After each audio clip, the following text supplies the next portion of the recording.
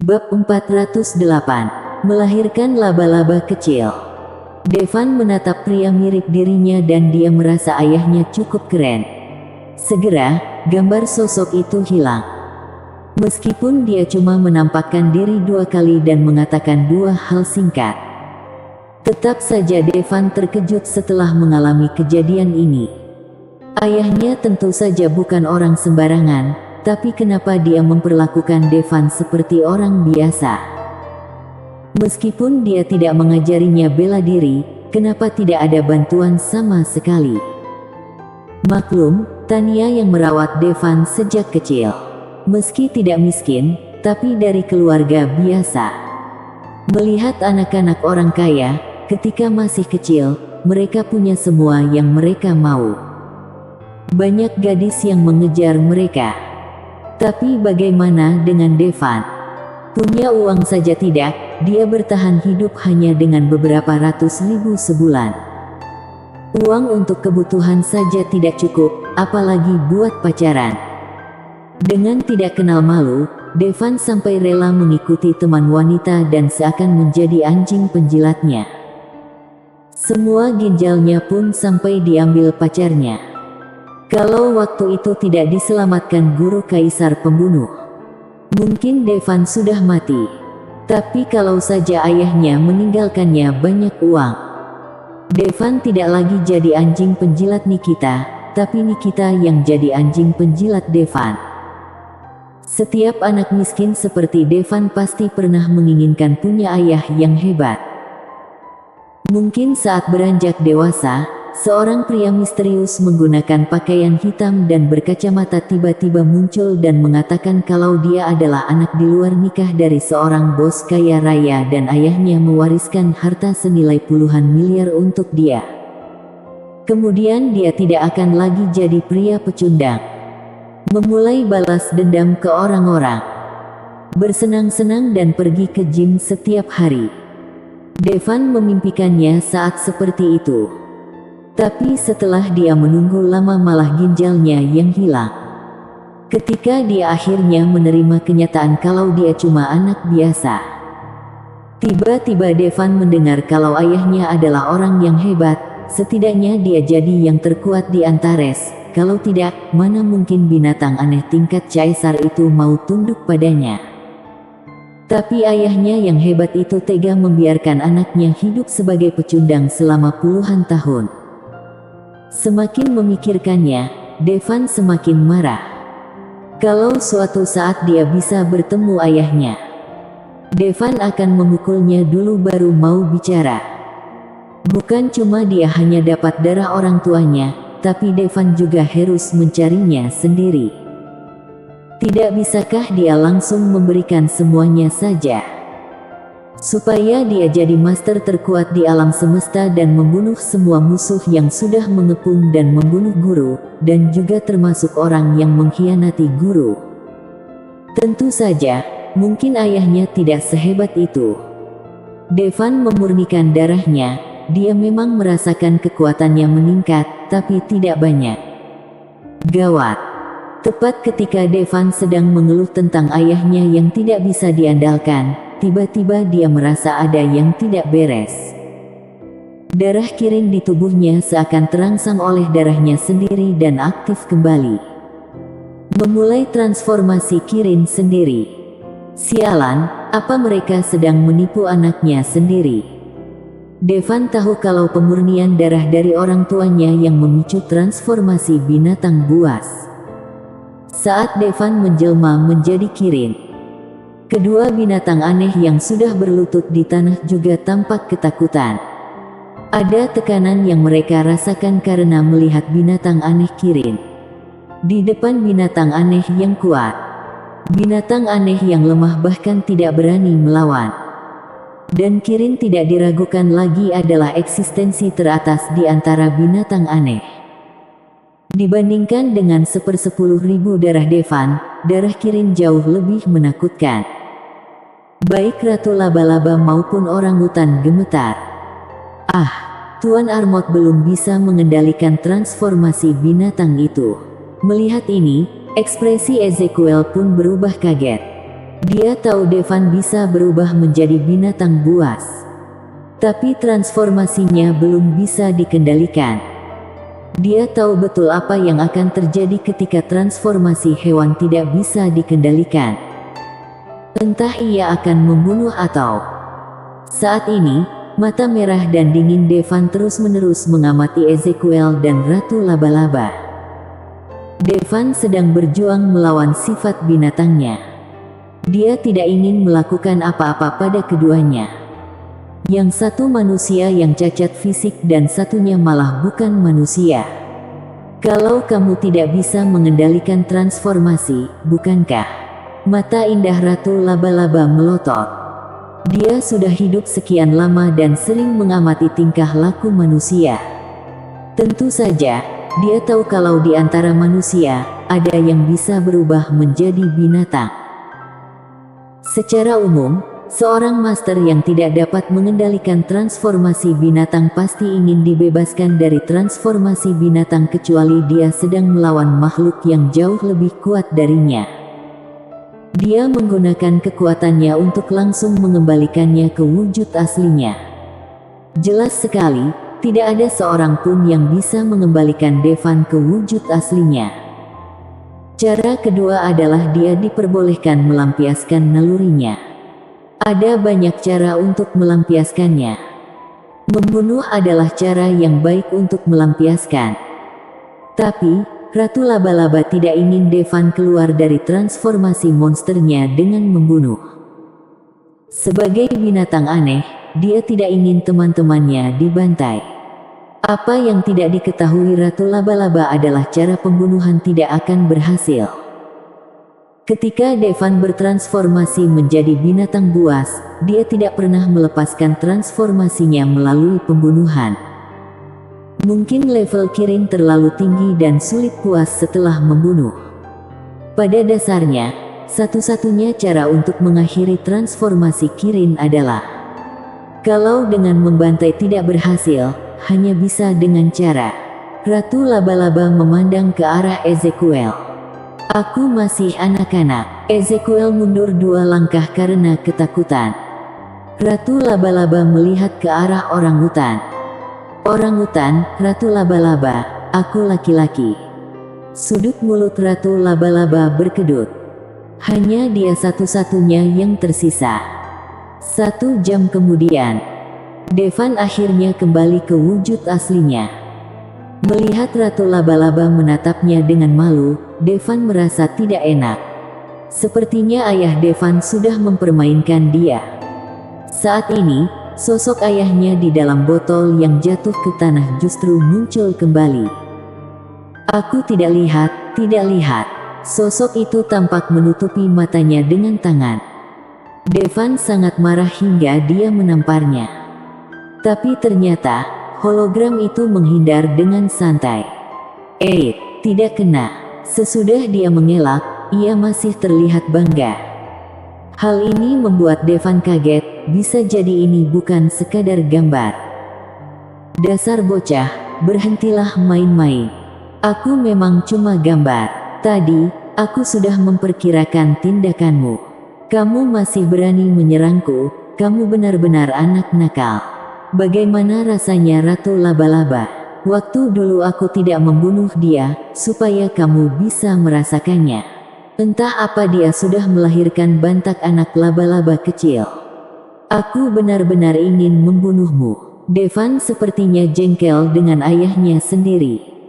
Haha, aku tahu, kamu pasti sangat berterima kasih padaku. Sama-sama, siapa lagi ayahmu kalau bukan aku? Untuk orang hebat seperti aku. Ahem, aku hanya cinta ibumu dalam hidupku. Pada titik ini, ekspresi wajahnya tiba-tiba menjadi serius.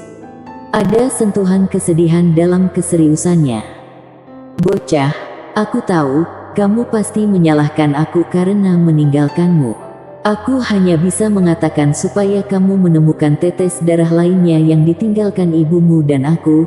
Tetes darah kedua ada di Douma, tempat itu yang kalian sebut alam rahasia Athenia. Bersambung.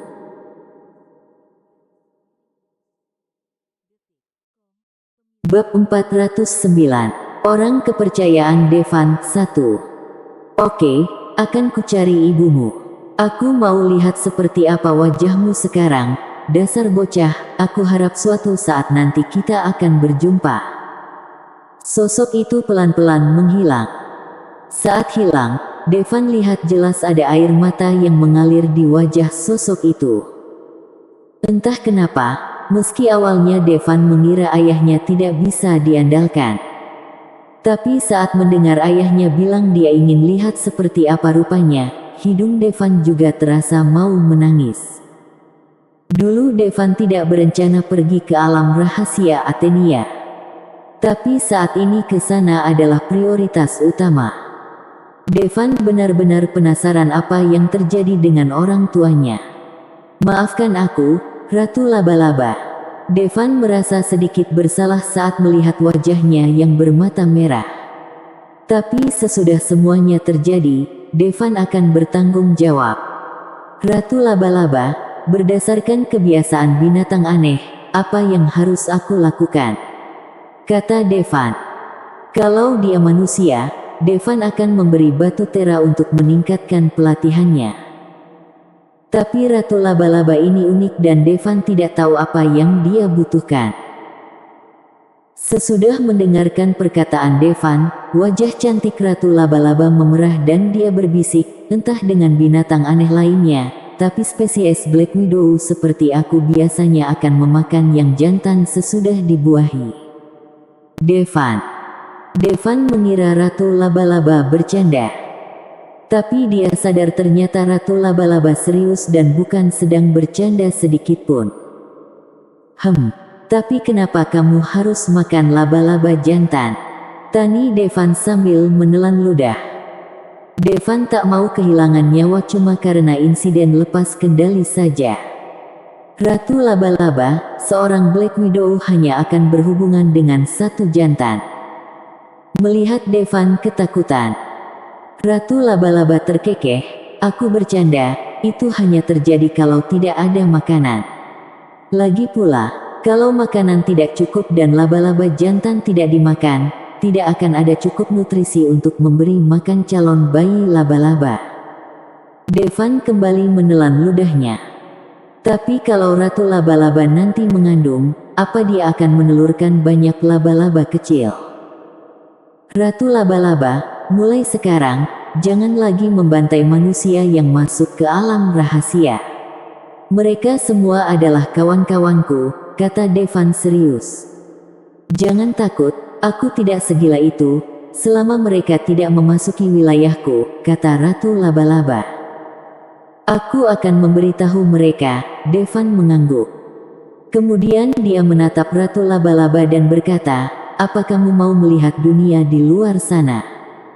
Apa aku bisa keluar? Tatapan ragu muncul di mata Ratu Laba-Laba. Dia sudah tinggal di tempat ini selama ribuan tahun dan sudah sangat bosan. Sayangnya, dia tidak bisa melewati portal. Saat ini tidak mungkin, tapi aku akan coba di lain waktu, kata Devan. Kamu akan kembali. Ratu Laba-Laba menatap Devan dengan matanya yang indah.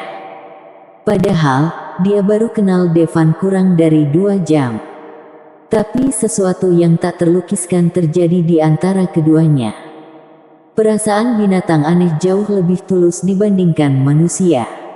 Pasti, kata Devan. Kalau begitu aku akan menunggumu kembali ke sini, kata Ratu Laba-Laba dengan gembira. Beberapa jam kemudian, Devan meninggalkan alam rahasia binatang aneh bersama Ezekiel. Keduanya diam di sepanjang jalan. Ezekiel tidak mau menanyakan apa yang terjadi sesudah dia pergi. Bagaimanapun, Devan sudah berubah dari binatang menjadi manusia. Untuk apa bertanya? Di alam rahasia binatang aneh. Ratu Laba-Laba, bagaimana rasanya? Orangutan mengedipkan mata dan bertanya kepada Ratu Laba-Laba. Kalau kamu mau tahu, sana cari monyet betina. Ratu Laba-Laba memelototi orangutan dengan marah. Selanjutnya Devan bersiap memasuki alam rahasia Athenia. Kalau leluhur klan Drohi tidak segera diurus, entahlah, mungkin dia akan mengirim seseorang ke Antares lagi. Hanya dengan menemukannya dan menggunakan roulette penentu kematian untuk menghancurkan seluruh klannya, Devan akan tenang. Tapi, sebelum berangkat, ia memutuskan untuk menemui orang kepercayaannya. Tempat pertama yang ia datangi adalah Istana Arsaya. Sudah lama sekali sejak terakhir kali Devan berpisah dengan Arsaya. Istana Arsaya saat ini sudah dibangun kembali. Penduduknya pun semakin sejahtera. Jumlah murid meningkat beberapa kali lipat dibandingkan sebelumnya. Karena sekarang ada Celestial Eternal yang memimpin, memangnya kenapa kalau Istana Arsaya mempraktikkan teknik jahat? Saat ini, masyarakat sudah tidak lagi menyebut Istana Arsaya sebagai tempat pemujaan setan. Sebaliknya disebut tempat penyembahan. Devan, aku kira kamu sudah melupakan aku. Ketika Arsaya melihat Devan, dia mencengkeram kerah baju Devan. Dia berkata dengan seksi, coba seseorang datang dan periksa dia, apa Devan baru saja makan sesuatu. Sejujurnya Arsaya memang wanita yang seperti peri. Namun, Devan sudah pernah mencicipi seorang peri sungguhan. Devan kuat kalau harus melawan 10 orang seperti dia. Tapi melihat Arsaya saja sudah memuaskan matanya. Di tengah malam, Arsaya diam-diam menyelinap keluar kamar. Dia juga membawa tetua Istana Arsaya bersama dia. Selanjutnya kalian harus melakukan yang terbaik. Ini akan jadi malam tanpa tidur. Setelah meninggalkan Istana Arsaya, meski Devan punya ginjal kirin, tapi kakinya akan lemas. Kemudian, Devan pergi berbaring di istana. Devan, apa kamu yakin ingin pergi ke alam rahasia Athenia? Ratu Frances memandang Devan dengan agak khawatir. Devan mengangguk dan berkata, aku tidak akan pernah merasa tenang kecuali leluhur klan Drohi mati. Apalagi di alam rahasia Athenia ada info tentang orang tuaku, jadi aku harus pergi ke sana. Ya, hati-hati. Kalau kamu butuh sesuatu, kamu bisa menemui kakak perempuanmu yang kelima, kata Frances lembut. Kakak kelima ada di alam rahasia Athenia. Devan sangat senang.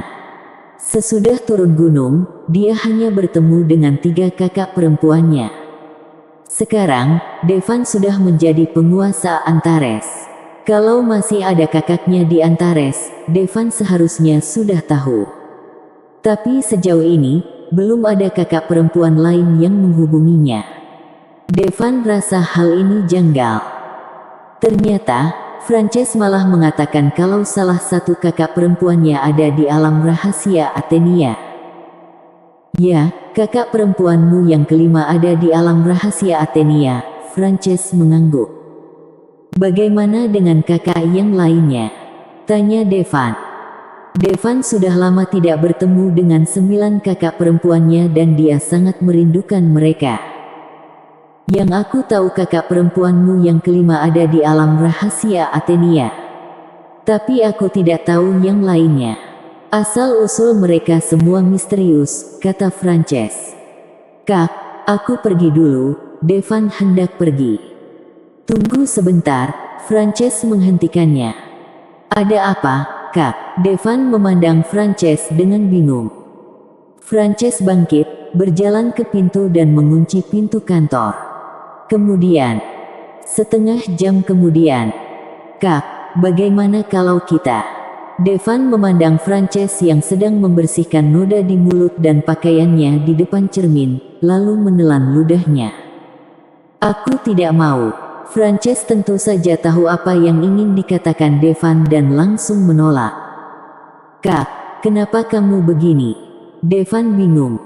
Siapa suruh pergi ke alam rahasia Athenia?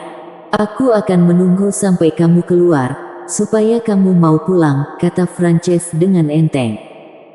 Aku pasti akan pulang, ucap Devan dengan sungguh-sungguh. Bersambung.